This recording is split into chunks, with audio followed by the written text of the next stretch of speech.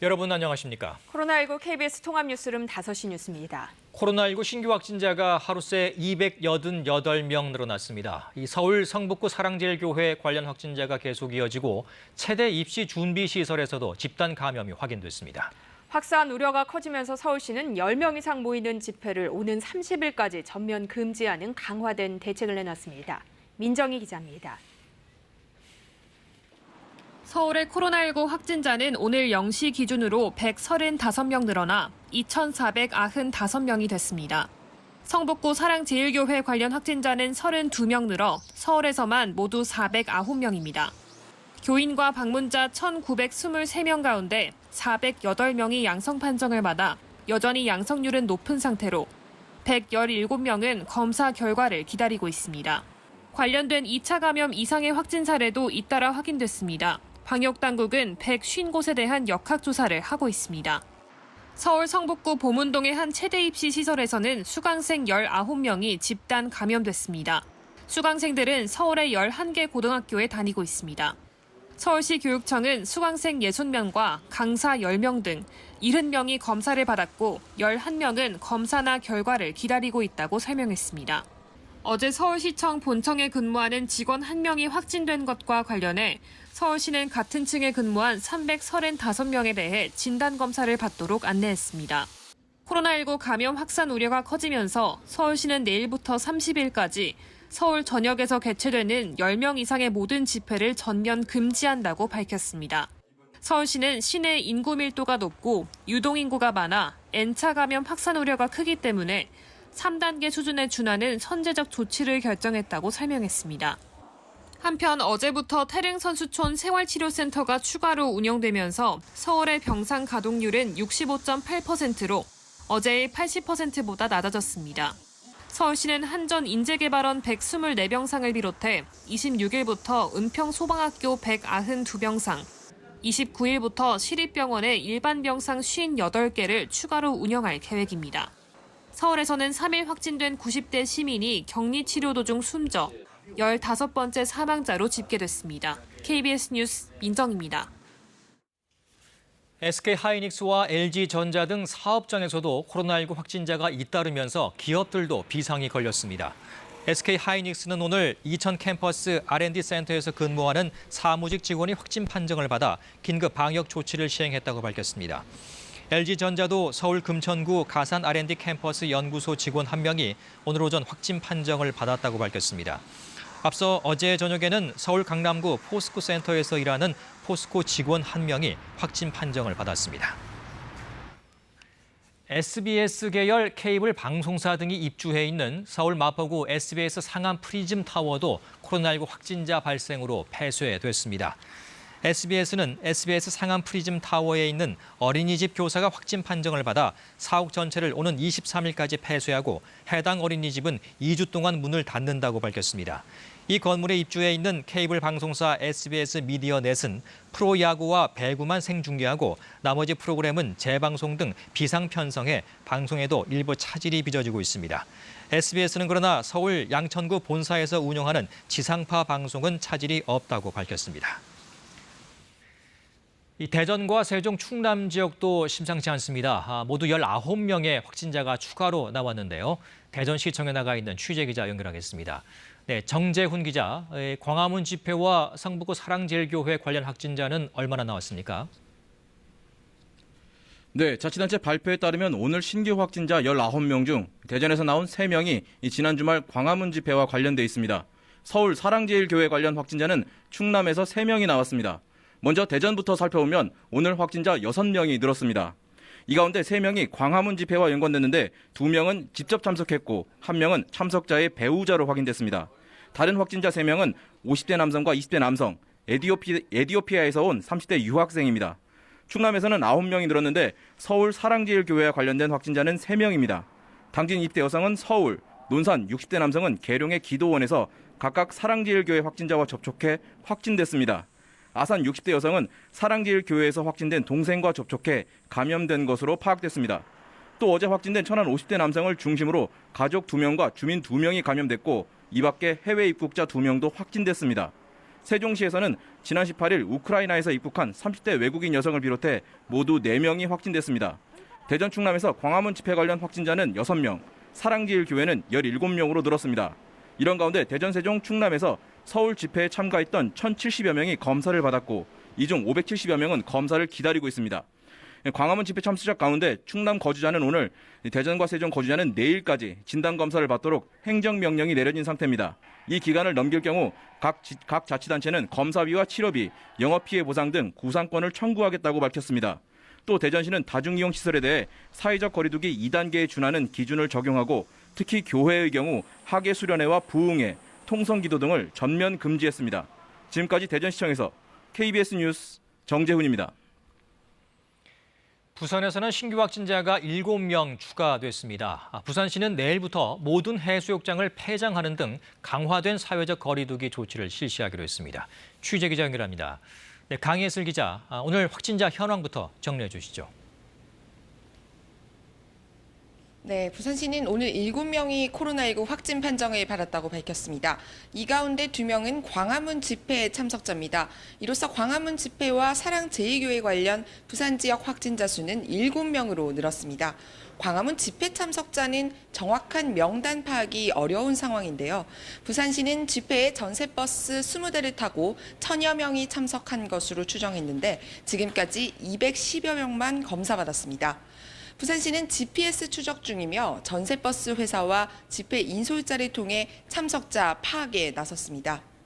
부산 사상구 계법동에 있는 선박 공구업체 관련 확진자도 늘었습니다. 이 선박 공구업체의 깜깜이 확진자로부터 시작된 감염이 이른바 M차 감염, 즉 연쇄 감염으로 이어지고 있습니다. 어제 확진된 고등학생과 접촉한 다른 학생 2명이 확진 판정을 받았습니다. 이로써 선박 공구업체 관련 누적 확진자 수도 10명으로 늘었습니다. 최근 나흘 사이 지역 확진자가 30명 넘게 나오자 부산시는 내일부터 강화된 사회적 거리두기 2단계를 시행하기로 했습니다. 먼저 해운대와 광안리 등 지역 7개 해수욕장을 모두 폐장합니다. 클럽과 노래 연습장 등 고위험 시설들에 대해 사실상 운영을 중단시키고 교회 예배와 모임도 비대면 방식만 허용하기로 했습니다. 또 대형 학원 등원을 금지하고 원격 수업으로 전환했습니다. 지금까지 부산시청에서 KBS 뉴스 강예슬입니다. 하루 사이 전북 지역에서는 확진자 5명이 또 나왔습니다. 모두 수도권발 감염과 관련 있는 것으로 파악됐는데요. 전라북도는 대응 체제를 한층 강화하고 있습니다. 취재 기자 연결합니다. 네, 박운 기자, 전북 지역에서도 수도권발 감염 사례가 계속 나오고 있죠.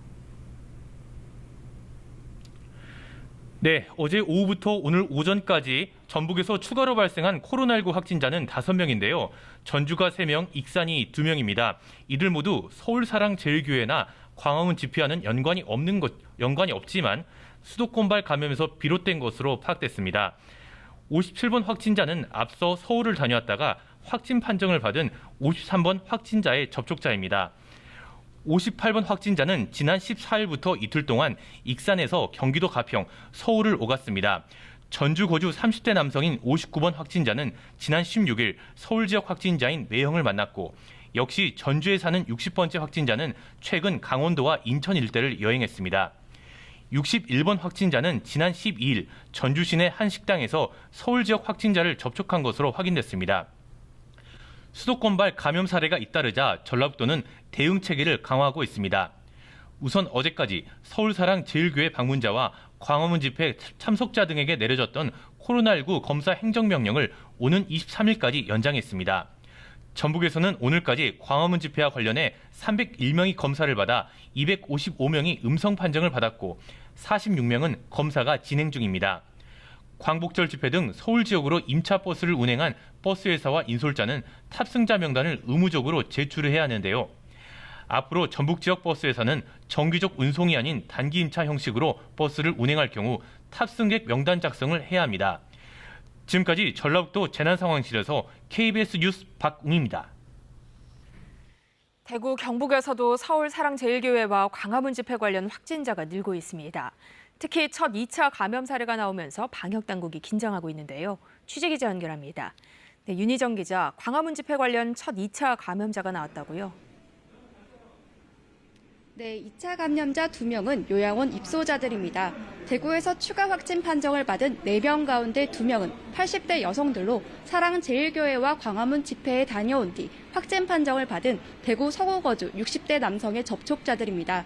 이 남성은 대구 서구의 한 노인요양원 원장의 남편으로 지난 15일 광화문 집회에 참석했습니다. 이후 부인의 요양원에서 입소자들을 상대로 선교 활동을 했고 입소자 가운데 2명이 확진 판정을 받은 겁니다. 이 확진자들은 광화문 집회와 관련한 대구 경북 지역 첫 2차 감염 사례로 지역 감염이 시작된 것이어서 방역 당국이 긴장하고 있습니다. 해당 요양원의 나머지 입소자 22명과 직원 17명 전원은 음성 판정을 받았습니다. 대구시는 만일의 경우에 대비해 해당 요양원을 코호트 격리 조치하고 요양원에서 선교 활동을 한 60대 남성을 감염병 예방법 위반 혐의로 고발했습니다.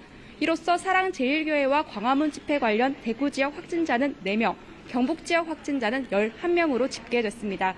대구 경북에서 광화문 집회에 참가한 이들이 3천여 명으로 추산되면서 확진자는 더 늘어날 가능성이 있습니다. 단체로 버스를 타고 간 것으로 파악된 인원만 보면 대구시는 버스 57대에 1,667명이 탔으며 이들 중 453명이 검사를 받았고 아직 확진자는 없다고 밝혔습니다. 경북에서는 1,355명이 검사를 받은 가운데 6명이 확진됐고 460여 명은 검사 결과를 기다리고 있습니다. 하지만 아직 수백 명의 소재가 파악되지 않고 있습니다.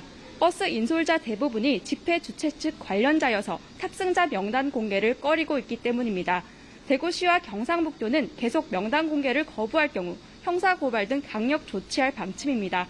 이런 가운데 대구 기독교 총연합회는 오늘 성명을 내고 지역 내 추가 확산을 막기 위해 앞으로 2주 동안 모든 교회는 예배를 온라인 비대면으로 해줄 것을 호소했습니다. 또 광화문 집회에 다녀온 신도들은 반드시 검사를 받을 것을 촉구했습니다. 지금까지 대구시청에서 KBS 뉴스 윤희정입니다. 정부가 사랑제일교회발 미확인 감염자를 찾는 것이 이른바 깜깜이 전파를 막는 핵심이라고 보고 교회 모임 참석자 등에 대해 검사를 받을 것을 다시 호소했습니다. 또 최근 SNS에 퍼진 수도권 거리두기를 3단계로 격상할 계획이라는 소식은 사실이 아니라고 밝혔습니다. 김성수 기자입니다. 일주일째 하루 3자릿수 확진자가 나오고 있습니다. 오늘 0시 기준으로 국내 발생 신규 확진자는 276명, 해외 유입은 12명입니다. 국내 발생 신규 확진자 가운데 82%가 수도권에서 발생했습니다. 특히 사랑제일교회와 관련해 53명이 추가로 확진돼서 관련된 누적 확진자가 676명이 됐습니다. 정부는 사랑제일교회발 미확인 감염자를 찾는 것이 수도권에서의 깜깜이 전파를 차단하는 데 핵심이라고 판단하고 있습니다. 지역사회로 전파 가능한 분들을 찾고 이들 확진자로 인한 지역사회 2차 이상의 전파를 시급하게 차단해야 하는 순간입니다. 특히 6일에서 7일 이후 증상이 나타날 확률이 높기 때문에 지난 주말 광화문 집회 참석자와 최근 사랑제일교회 예배 참석자는 반드시 진단검사를 받아야 한다고 강조했습니다. 그러면서 교인 확진자가 전국적으로 확산되는 추세인 만큼 전국 모든 교회에서 온라인 예배로 전환해달라고 요청했습니다. 정부는 또 최근 코로나19 진단검사의 신뢰성 등에 대한 가짜뉴스가 퍼지고 있다며 주의를 당부했습니다. 허위 사실이 계속 유포되며 검사를 거부하는 등 방역 조치에 비협조적인 사례가 늘고 있어 우려되고 있습니다.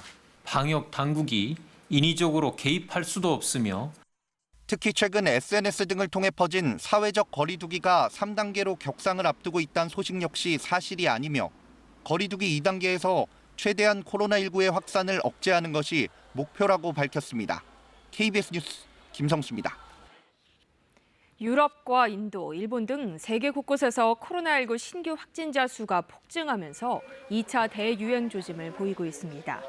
미국 월스트리트저널은 독일과 프랑스, 스페인, 이탈리아, 영국 등 유럽 5개국에서 일주일 평균 하루 신규 확진자가 지난달 말 이후 2배로 늘어 11,000명에 육박한다고 보도했습니다. 이 같은 증가세는 올 3, 4월 1차 대유행 이후 최대폭입니다. 인도에서도 오늘 신규 확진자가 69,600여 명으로 발병 이후 가장 많았습니다. 일본도 누적 확진자가 6만 명을 넘은 가운데 수도 도쿄도 지역에서만 오늘 신규 확진자가 339명으로 집계됐습니다.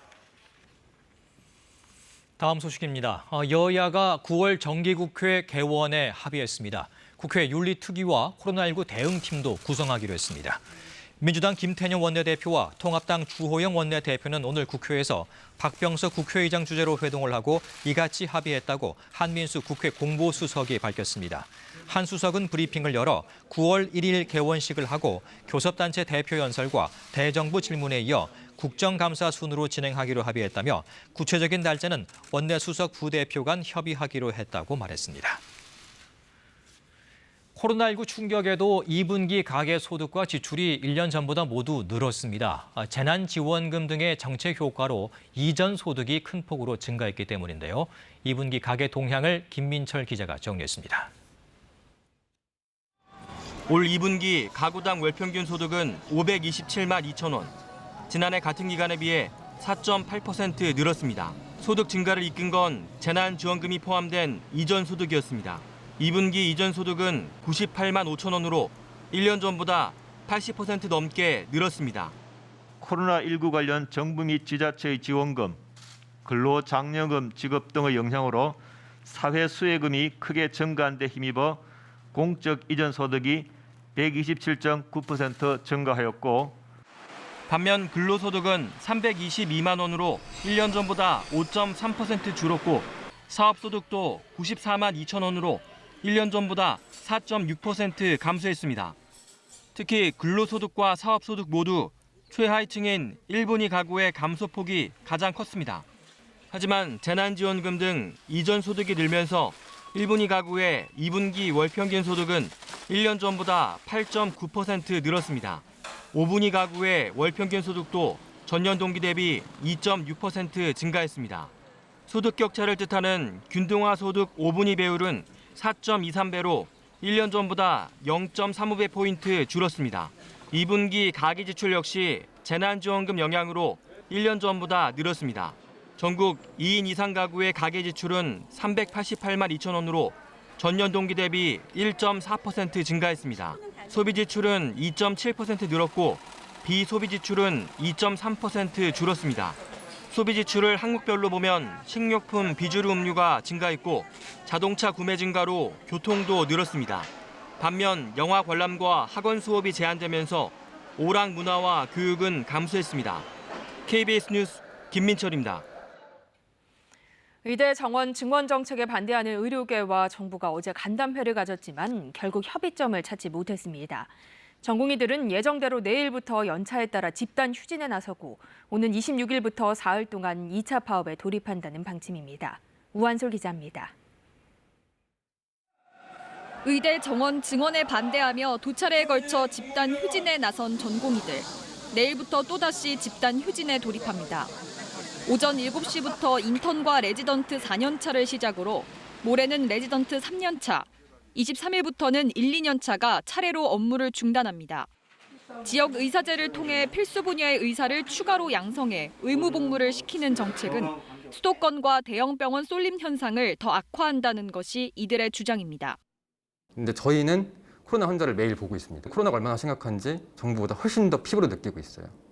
그래서 저희가 먼저 얘기를 했던 겁니다. 코로나 이후로 논의를 미뤄야 한다고. 오는 26일부터 사흘 동안에는 대한의협이 주관하는 2차 총파업도 예고된 상황. 코로나19가 확산하면서 정부와 의협이 어제 간담회도 가졌지만 입장 차이만 확인한 채 끝났습니다.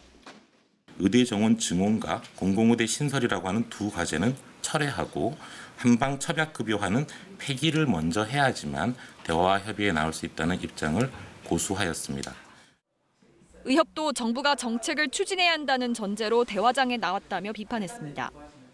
이 상황에서 밑도 끝도 없이 시의성도 없는 이 의료 4대약 정책을 강행하는 건요, 정말 독선적인 행동이고 국민 건강을 정말 도외시하는 행동입니다.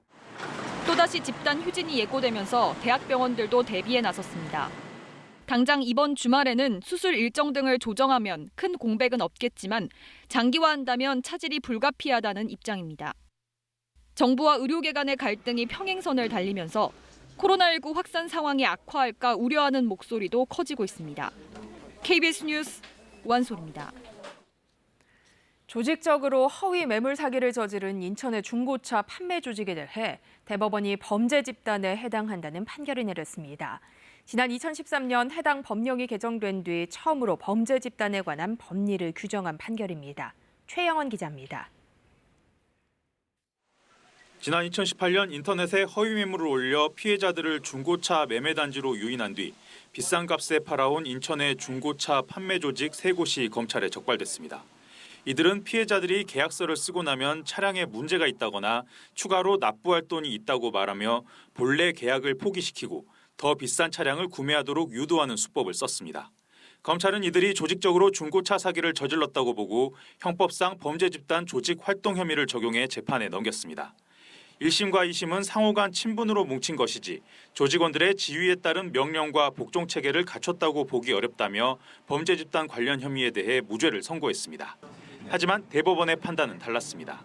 중고차 판매 사무실에 근무한 직원들의 수, 직책과 역할 분담, 범행 수법, 수익 분배 구조 등에 비추어 볼 때 범죄를 목적으로 한 집단에 해당한다고 본 겁니다. 특정 다수인이 사기 범행을 수행한다는 공동 목적 아래 역할 분담에 따라 행동했다면 범행을 반복적으로 실행하는 체계를 갖춘 결합체로 볼 수 있다는 취지입니다. 대법원은 이에 범죄 집단 혐의에 대해 무죄로 판단한 원심을 파기하고 사건을 인천지법으로 돌려보냈습니다. 범죄 단체에는 이르지 못하지만 위험성이 큰 집단을 처벌하기 위해 지난 2013년 형법에 범죄 집단 관련 조항을 추가한 이후 최초의 대법원 판결입니다.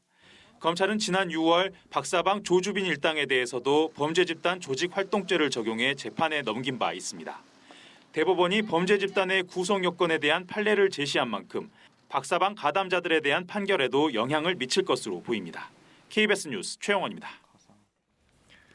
서울 아파트 매매 가격과 전세 가격이 오름세를 지속하고 있는 가운데 상승폭은 일부 줄어든 것으로 나타났습니다. 한국감정원 주택가격 동향 조사를 보면 17일 기준 서울 아파트 매매 가격 상승률은 지난주와 같은 0.02%를 기록했습니다. 경기도 아파트 가격은 이번 주 0.12% 올라 지난주 상승폭인 0.15%보다 다소 줄었습니다. 세종시 아파트 가격은 1.59% 올라 전국에서 가장 상승폭이 컸지만 지난주 2.48%보다는 상승폭이 줄었습니다. 감정원은 행정수도 이전 기대감으로 세종시 전 지역의 상승세가 지속됐지만 급등 피로감 등의 영향으로 상승폭이 줄어들었다고 분석했습니다. 수도권 기초단체장 4명 가운데 1명이 주택을 2채 이상 보유한 다주택자라는 시민단체 조사 결과가 나왔습니다. 경제정의 실천시민연합은 오늘 오전 서울 종로구 경실령 강당에서 기자회견을 열고 서울과 경기 인천의 기초자치단체장 65명 가운데 16명이 다주택자이며 3채 이상을 보유한 기초단체장도 5명이었다고 밝혔습니다. 이르면 내년 2학기부터 고등학교에 인공지능, AI 과목이 신설될 예정인데요. 이를 앞두고 한 IT 기업이 개최한 중고생 IT 경진대회가 열려 눈길을 끌었습니다. 김기은 기자입니다. 시각장애인을 위해 스크린의 내용을 AI 기술을 통해 스마트워치에 점자로 구현하는 점자 스마트워치 앱. 현재 주어진 이미지에 설정을 선택을 한 다음에 내 손가락을 같이 찾아서 손가락 끝 포인트와 카메라가 장애인의 얼굴 각도를 인식해 자율 조종해주는 AI 휠체어까지. 얼굴의 각도에 따라서 예를 들어 제가 옆을 본다면 이제 휠체어도 옆을 향하고 제가 앞을 본다면 휠체어가 앞으로 가는 그런 방식이죠. 한 IT 기업이 개최한 중고생 IT 경진대회에서 쏟아진 학생들의 아이디어입니다. 사회적 약자를 위한 배려는 물론 미술과 AI 기술을 접목해 유명 화가의 화풍을 그대로 재현해보는 재미있는 상상력도 발휘됐습니다. 사용자들이 자신의 이미지를 입력하면 해당 화가의 화풍으로 바꿔준 다음에 그것을 로우팔이 그려주는. 이 대회는 실무 경험이 있는 IT 엔지니어들이 한 달 동안 멘토를 맡아 학생들과의 협업을 통해 진행됐습니다. 애들이 관심뿐만이 아니라 열정도 되게 많고 실력도 되게 높다는 것을 알 수 있었고 저 자신도 새로운 자극이 돼서 좀 더 재밌게 하고 있습니다. 학생들이 멘토링을 통해 산업 현장에서 실제 활용되는 기술을 익힐 수 있었던 이 대회에는 모두 100여 개 팀이 참가했습니다. 이르면 내년 2학기부터 고등학교에서 AI 과목이 신설되는 만큼 IT 기업들의 현장 경험이 학생들의 톡톡 튀는 아이디어에 더해지는 기회가 많아져야 한다는 목소리가 높습니다. KBS 뉴스 김기용입니다. 이어서 오늘의 주식 시황을 KB증권에서 전해드립니다. KB증권입니다. FOMC 의사록에 대한 실망감과 코로나19 재확산의 영향으로 양시장이 모두 큰 폭으로 하락한 하루였습니다. 코스피 2,300선이 무너졌고 코스닥은 3% 넘게 급락했습니다. 오늘 코스피는 86.32포인트 하락한 2,274.22에 코스닥은 27.6포인트 내린 791.14에 마감됐습니다. 전일 미국 증시는 연방준비제도의 부정적인 경기 전망에 차익 실현 매물이 쏟아지며 일제히 하락 마감했습니다. 이에 코스피도 기관과 외국인의 대량 매도세가 유입되면서 3% 넘게 급락했습니다. 셀트리온과 신풍제약을 제외한 시가총액 50위권 내 모든 종목이 하락했습니다. 특히 SK하이닉스는 7거래일째 약세를 보이면서 삼성 바이오로직스의 3위 자리를 내줬습니다. 또 녹십자는 코로나19 혈장치료제 임상 이상 승인 호재에도 저조한 흐름을 나타냈습니다. 반면 코로나19 국내 확진자가 급증하면서 진단키트주와 마스크주는 줄줄이 급등했습니다. 오늘 원달러 환율은 5원 70전 오른 1,186원 90전에 거래를 마쳤습니다. 지금까지 KB증권이었습니다. 오늘도 일부 지역에서는 올해 최고 기온을 경신했습니다. 양산은 37.8도, 북창원도 36.9도까지 오르면서 올해 들어 날이 가장 더웠고요. 서울은 31.7도까지 올랐는데요. 내일은 중부지방에 비가 내릴 것으로 예상이 되면서 조금 전 오후 4시를 기해 서울을 비롯한 수도권과 강원 일부 지역에 폭염특보가 해제됐습니다. 다만 충청과 남부지방에는 폭염특보가 계속되는 가운데 내일도 날이 덥겠습니다. 대부분 지역 맑은 날씨를 보이고 있지만 강원 북부 지역에서는 날이 흐려졌습니다. 산발적으로 비가 내리는 곳도 있는데요. 강원 북부는 오늘부터 비가 내리겠고 내일은 서울을 비롯한 수도권과 강원 지역에 비가 오겠습니다. 충청과 남부지방에서도 오후부터 대기가 불안정해 소나기가 지나는 곳이 있겠습니다. 내일 아침 기온은 서울이 24도 등으로 오늘과 비슷하겠습니다. 낮 기온은 서울 30도, 청주 33도, 광주 34도, 대구 35도 등으로 오늘과 비슷하거나 조금 낮겠습니다. 바다의 물결은 전 해상에서 잔잔하게 일겠지만 동해안에서는 높은 너울성 파도를 조심하셔야겠습니다. 모레도 수도권과 강원 지역의 비는 계속되겠습니다. 충청과 남부지방에서는 소나기 예보가 나와 있습니다. 기상정보였습니다. 코로나19 통합 뉴스룸은 7시 뉴스에서 이어집니다. 시청해주신 여러분 고맙습니다.